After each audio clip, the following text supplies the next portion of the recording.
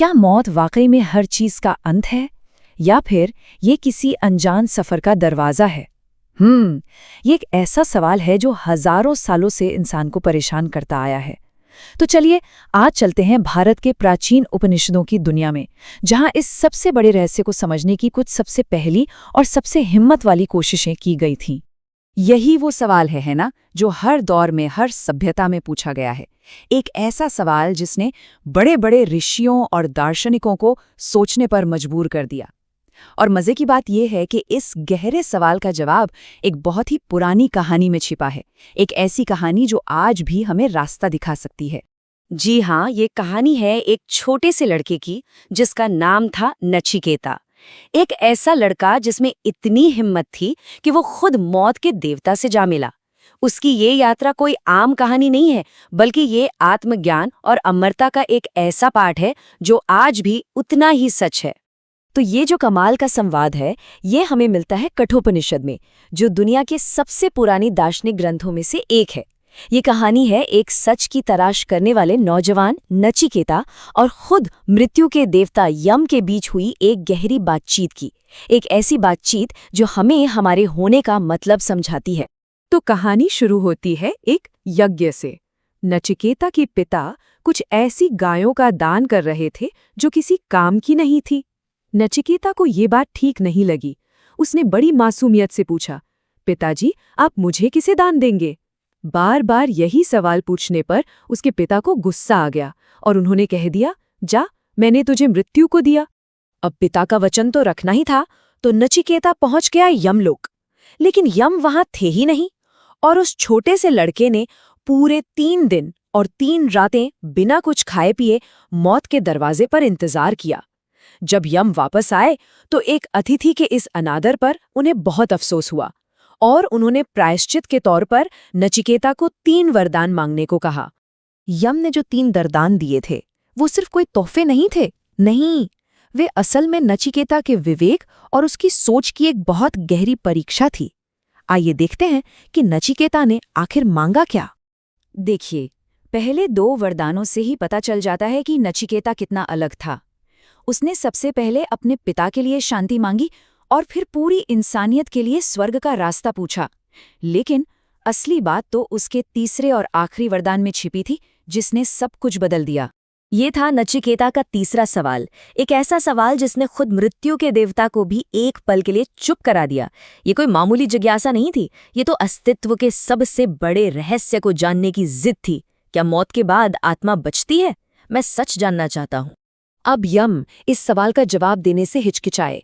उन्होंने नचिकेता को दुनिया भर की सुख सुविधाओं का लालच देकर टालने की कोशिश की, क्योंकि मौत का रहस्य वो इतना गहरा है कि उसे समझना हर किसी के बस की बात नहीं। सोचिए, यम ने क्या क्या नहीं ऑफर किया। ढेर सारा सोना चांदी, बड़े बड़े राज्य, सैकड़ों साल की जिंदगी, यहाँ तक कि दिव्य अप्सराएं भी। यम ने कहा, बेटा, ये मुश्किल सवाल छोड़ दे, इसके बदले दुनिया का कोई भी सुख मांग ले। पर नचिकेता वो अपनी जिद पर अड़ा रहा। उसने जवाब दिया कि ये सारे सुख तो पल भर के हैं, ये तो इंद्रियों को और कमजोर कर देते हैं और एक दिन खत्म हो जाएंगे। उसे वो चीज नहीं चाहिए थी जो वक्त के साथ मिट जाए, उसे तो सिर्फ वो सच चाहिए था जो हमेशा रहता है। नचिकेता का ये जवाब सुनकर यम बहुत प्रभावित हुए। तब उन्होंने समझाया कि जीवन में 2 रास्ते होते हैं।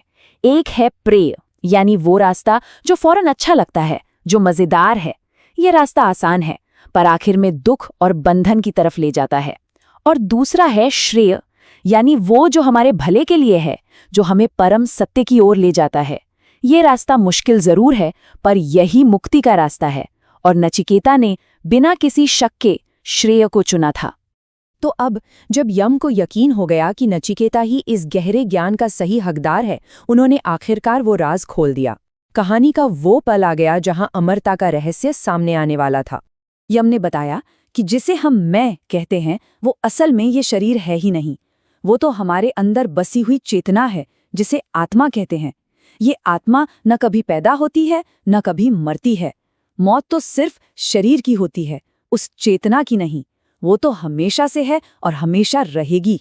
इस बहुत ही गहरी बात को आसानी से समझाने के लिए यम ने एक कमाल का उदाहरण दिया, एक रथ का। उन्होंने कहा, ये जो हमारा शरीर है ये एक रथ की तरह है। आत्मा इस रथ में बैठा हुआ मालिक है, हमारी बुद्धि सारथी है, मन लगाम है और हमारी 5 इंद्रियां वो 5 घोड़े हैं। अगर बुद्धि रूपी सारथी मन की लगाम को कसकर न रखे तो ये घोड़े हमें कहीं भी भटकाकर ले जा सकते हैं।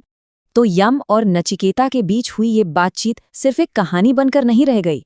नहीं, ये वो नींव का पत्थर है जिस पर हजारों सालों का भारतीय दर्शन टिका हुआ है और ये आज भी दुनिया भर में सच को खोजने वालों को प्रेरणा देती है। तो इस पूरी कहानी और उपनिषदों से कुछ बहुत जरूरी बातें निकल कर आती हैं। पहली, आत्मा अमर है। दूसरी, मृत्यु अंत नहीं, बस एक पड़ाव है। तीसरी, हमारे कर्म ही तय करते हैं कि हमारा अगला सफर कैसा होगा।